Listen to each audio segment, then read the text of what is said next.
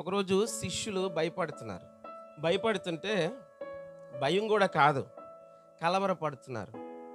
యేసుప్రభు ఒక మాట అన్నాడు, ఇంకా నేను వెళ్ళిపోవలసిన సమయం వస్తుంది, నేను ఇంకా మీ మధ్యలో ఉండను, రేపో మాపో నన్ను తీసుకెళ్తారు, నేను లోక కళ్యాణము నిమిత్తము, సమస్త మానవాళి నిమిత్తము, పాపపు క్రయధనముగా నా ప్రాణాన్ని నేను చెల్లించడానికి వెళ్తున్నాను అనగానే వీళ్ళకి ఒక భయం పడుతుంది.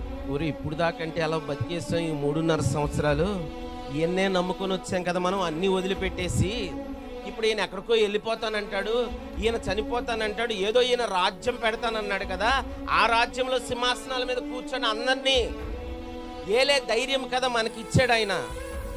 ఇప్పుడు సడన్గా భయపెడుతున్నాడు ఏంటి, నేను మీతో ఉండనంటున్నాడు ఏంటి, ఆ మాటలు అనేసి నేను మిమ్మల్ని అనాథులుగా విడవను అన్నాడు.